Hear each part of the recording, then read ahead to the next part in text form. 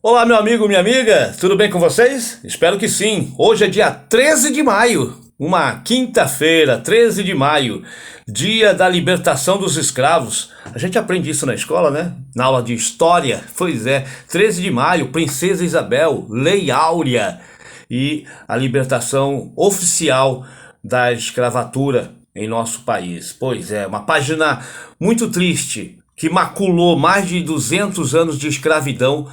Agora, o povo é livre mesmo? Nós, brasileiros, somos um povo livre?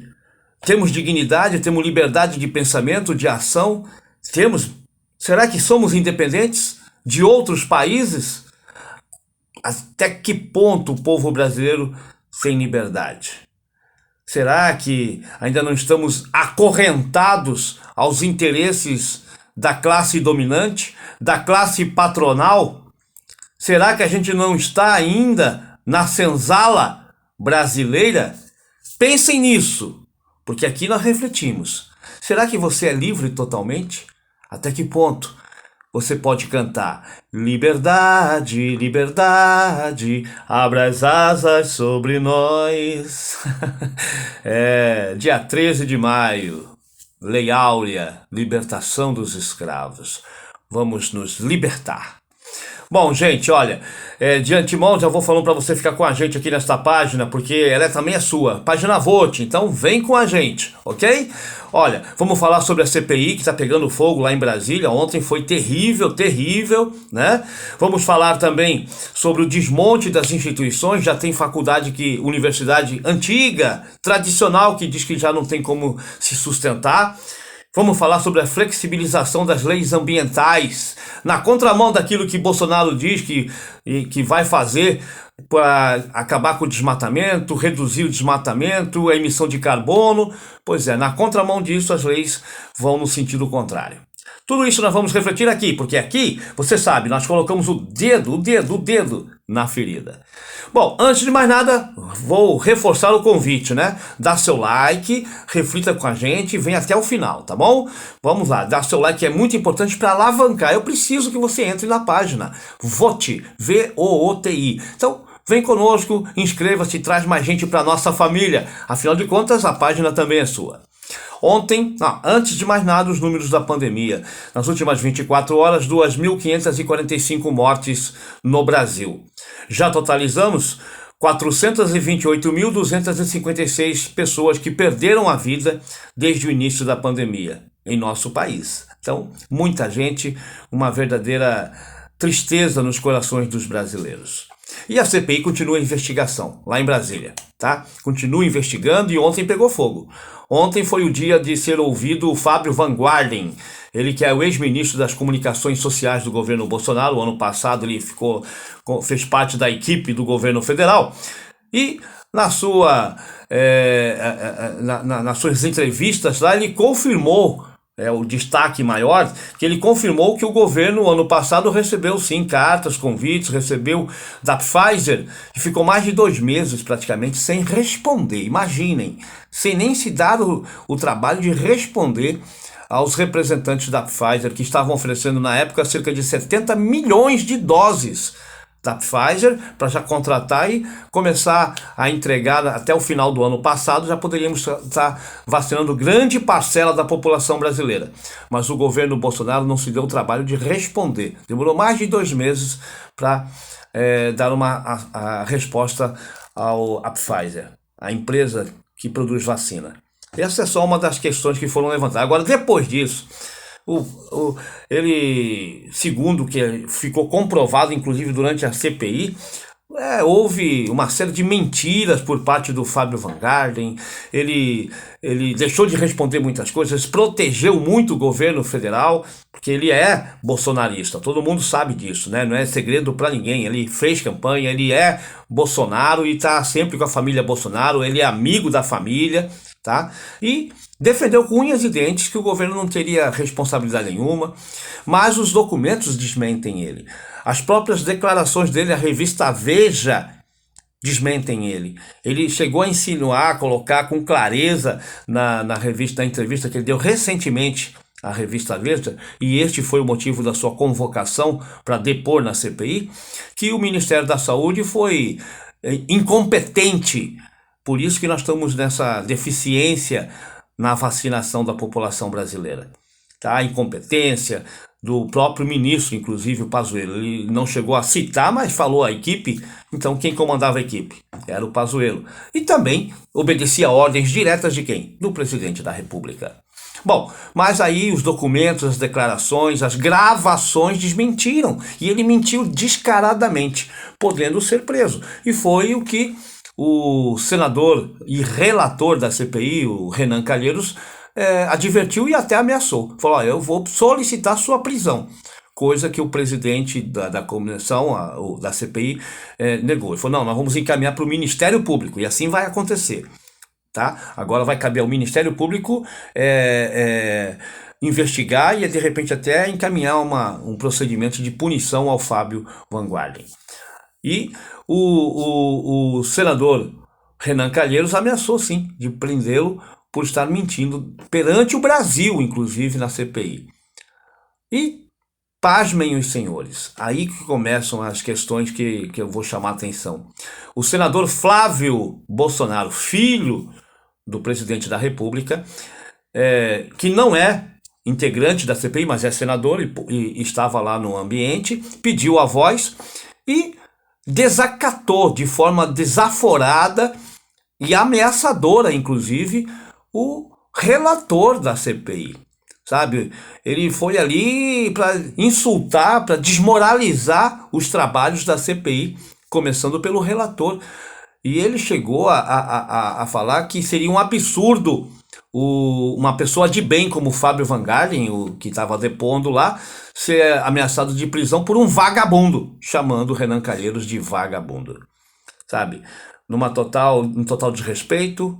Não é a postura de um senador da República, mas a prática dessa família Bolsonaro, esculhambar, avacalhar, querer desmoralizar as instituições. É assim que Bolsonaro age. E é esse o interesse dessa presidência, desmoralizar, destruir as instituições, a República, né, para poder tentar se manter no poder nessa bagunça, nessa balbúrdia que ele quer que o Brasil permaneça. O Brasil está numa situação complicadíssima, politicamente, economicamente, na questão da saúde. O povo não tem muita saída, tá ali, acuado também, sem saber o que vai fazer. Pois é essa a situação. E o Flávio vai, sabe, ao vivo e a cores, para o Brasil assistir, para jogar pro gado, desmoralizar o Renan Calheiros. Ele foi de propósito fazer isso, sabe? Ele foi ali pontualmente. Agora, eu não sou advogado, eu não sou nada, mas reflitam comigo. Ele não teve uma quebra de decoro parlamentar em chegar ali na frente de todo mundo, em meio à CPI, e falar aquilo pro Renan Calheiros, pro relator, um desrespeito? Será que ele não pode ser punido, no mínimo ser punido como senador da República? Esse é papel de um senador da República? Sabe, num trabalho, ele quer desmoralizar o trabalho da CPI. O objetivo dele foi ali desmoralizar. E o presidente poderia ter reagido com maior veemência. Os próprios senadores que ali estão, que estão compondo a CPI, deveriam reagir a essa fala triste e nefasta do Flávio Bolsonaro. Ele dá um tapa na cara da população brasileira, ele joga pro gado dele, pro rebanho dele, insufla o desrespeito. É isso que eles contam, o desrespeito, o desprestígio, o desmoronamento das instituições para ele se manter no poder. Mas nós não vamos deixar. O povo brasileiro não é bobó cheira-cheira, como a gente fala aqui no Mato Grosso, não. Ele é esclarecido, ele já é inteligente, ele já percebe o jogo, as tramóias. Só não vê o gado. O gado acha bonito tudo que eles fazem. O gado, se mandarem comer merda, eles vão comer. A verdade verdadeira é essa. Tá neste ponto, neste grau. Sabe, se Bolsonaro falar, olha, para um pegar a arma e o outro, e vamos lá, vamos para matar. Eles vão. E olha que tá assim para acontecer. Tá? Jacarezinho que o diga. Junto com a milícia e com a polícia corrupta. Pois é. Então, reflitam.